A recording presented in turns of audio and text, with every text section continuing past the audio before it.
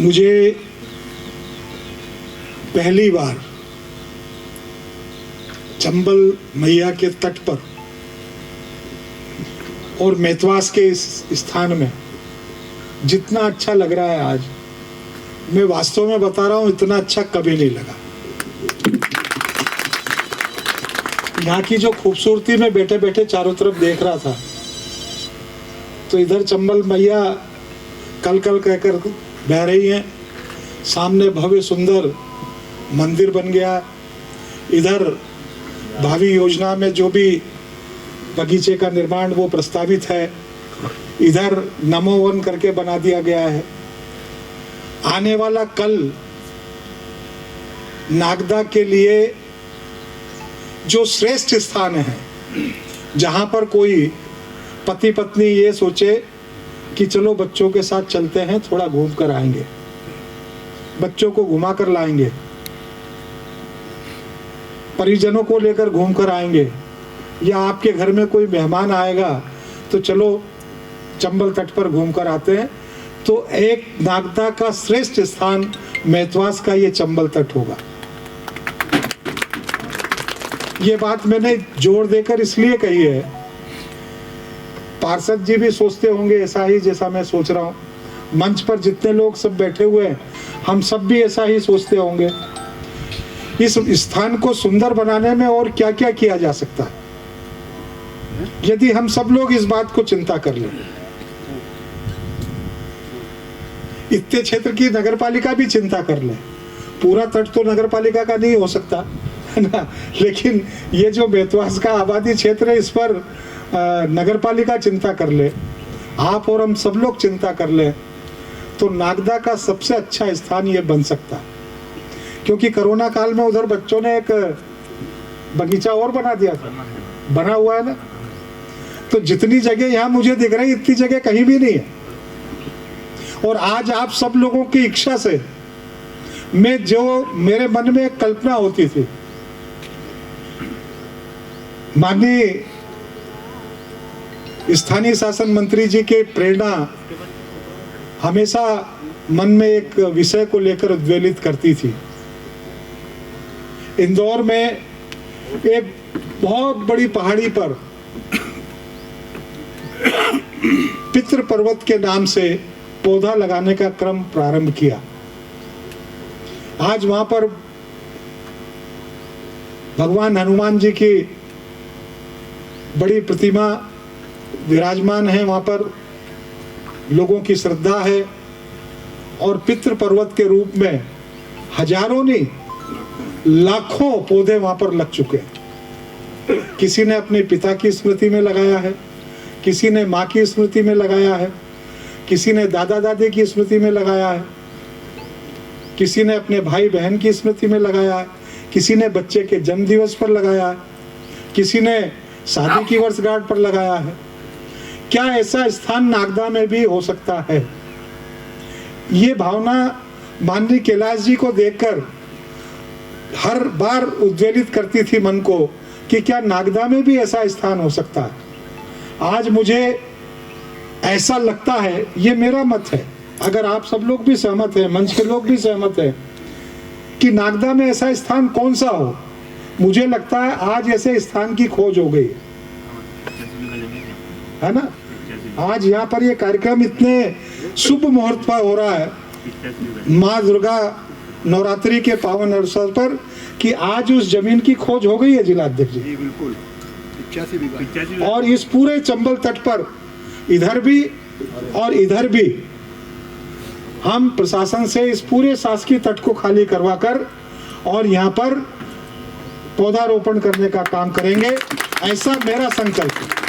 अगर आप सब लोगों का भी ये संकल्प है, पार्षद जी का, नगर पालिका का, सारे वरिष्ठ जनों का, हम सब लोग जो यहाँ पर बैठे हुए हैं, हम भी इस पूरे चंबल, और केवल यहाँ पर दो काम होंगे, केवल पितृ पर्वत ही नहीं लगेगा यहाँ पर, या पितृ क्षेत्र ही वृक्षारोपण के लिए नहीं होगा, हम नदी को भी सुरक्षित करेंगे, संरक्षित करेंगे। जब तक नदियों के तटों पर बड़ी मात्रा में वृक्षारोपण नहीं किए जाएंगे, ये सरकार का भी एक माँ अभियान पूरे देश में चल रहा है, और अभी पावन मैया नर्मदा मैया के तट पर पूरे परिक्रमा स्थल पर पौधे लगाने का काम सरकार ने योजना के रूप में प्रारंभ किया। तो शासन की मदद से, सहयोग से, आप सब लोगों की मदद से अपन इस तट पर इस तरीके के स्थान को विस्तारित करते हुए और ज़्यादा से ज़्यादा जितने पौधे लगा सकते हैं, मेरा ऐसा आप लोगों से आग्रह है। अगर आप सब लोग सहमत हैं तो इस दिशा में अपन कार्रवाई को आगे प्रारंभ करेंगे। क्या सोचते हैं आप सब लोग? सभी लोग चाहते हैं, अपने को करना चाहिए, तो इस काम को अपन सभी लोग अपने सहयोग से आगे बढ़ाएंगे। ऐसे महान पुरुष का जन्मदिवस जिसने पूंजीवाद और साम्यवाद जब पूरे विश्व पर बहुत जोर ताकत के साथ स्थापित था, उस समय उन्होंने एकात्म मानव का अपना दर्शन इस देश को देने का काम किया। ये जो अंत्योदय की बात अभी हमारे आदरणीय शेखावत साहब कर रहे थे, ये अंत्योदय उसी एकात्म मानववाद का चिंतन है। समाज के सबसे गरीब व्यक्ति का जब तक उत्थान नहीं किया जाएगा, उसके अधिकार की चिंता नहीं की जाएगी, उसके दुख, उसके दर्द की चिंता नहीं की जाएगी, और समाज के बराबर स्तर पर लाकर उसको खड़ा करने का काम नहीं किया जाएगा, तब तक कोई देश विकसित या विकासशील नहीं हो सकता। और केवल उनके अपने सिद्धांत में उस मानव की चिंता नहीं की गई, लेकिन प्रकृति का एक एक वो अंश, चाहे वो वनस्पति हो सकती होगी, पेड़ पौधे हो सकते होंगे, पानी हो सकता होगा, खनिज संपदाएं हो सकती होंगी, इस पूरी प्रकृति में भी जब तक संतुलन बनाने का काम नहीं किया जाएगा, तब तक किसी भी देश को समृद्ध नहीं किया जा सकता। उन्होंने अपने चिंतन में इस संतुलन को बनाने की बात की। जीव जंतुओं से लेकर मानव प्राणी तक, प्रकृति के एक एक अंश तक। और इसलिए मुझे बहुत गर्व होता है कहने में कि दीनदयाल जी के एकात्म मानव दर्शन को केवल भारतीय जनता पार्टी ने ही नहीं अपनाया, आज विश्व के कई देश उनके इस दर्शन को अपनाने का काम कर रहे हैं, उस दिशा पर चलने का काम कर रहे हैं। और उस दिशा पर जब मोदी जी चलते हैं तो मोदी जी का अनुसरण करने के लिए विश्व के कई देश तैयार खड़े होते हैं। उसके पीछे यदि कोई जादू है, उसके पीछे यदि कोई ताकत है, तो दीनदयाल जी का एकात्म मानववाद है। और इसलिए मैं आज उनके पुण्य जन्मदिन पर उन्हें स्मरण करते हुए अपनी श्रद्धांजलि अर्पित करता हूं। जहां जहां भी भारतीय जनता पार्टी की सरकारें हैं, गरीब जनों के लिए, बहनों के लिए, बच्चों के लिए, दिव्यांग जनों के लिए अलग अलग प्रकार की अंत्योदय की जो योजनाएं प्रारंभ हो रही हैं और लगातार सरकारें उनको पूरा करने का काम कर रही हैं, ये उनके सिद्धांत, उनके दर्शन में दिए गई बातों का ही फल है। मैं आप सबसे भी आग्रह करता हूं कि एक बार उनकी बात बताने के लिए बहुत सारी हो सकती है, यदि मैं शाम तक भी बोलूं तो कम है, लेकिन एक बात यहां पर बताना जरूर चाहता हूं। एक बार वो पार्टी के किसी वरिष्ठ जन से बातचीत करने के लिए द्वितीय श्रेणी के डिब्बे से प्रथम श्रेणी के डिब्बे में चले गए अगले स्टेशन तक। अगले स्टेशन उतरने के बाद जब वो उतर रहे थे तो कॉन्फ्रेंस बनवाया उन्होंने। ये शासकीय संपत्ति के प्रति और अनुशासन और मर्यादा के प्रति कितना बड़ा उदाहरण हो सकता होगा, जो व्यक्ति उस समय की तात्कालिक जनसंघ का राष्ट्रीय महामंत्री हो।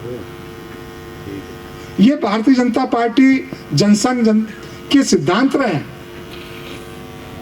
उनके जीवन की बहुत सारी बातें हो सकती होंगी। मृत्यु उपरांत उनके जेलों में अगर कुछ था तो केवल एक जोड़ कपड़े थे। उनकी सरलता, उनकी सहजता, उनकी सादगी, किसी राजनीतिक पार्टी के प्रथम व्यक्ति की होने के बाद भी इतना ये केवल भारतीय जनसंघ, भारतीय जनता पार्टी में ही देखने को मिल सकता है। हमको उनके आदर्शों को अपनाना चाहिए, हमको अपने जीवन में उनकी प्रेरणा को अपनानी चाहिए।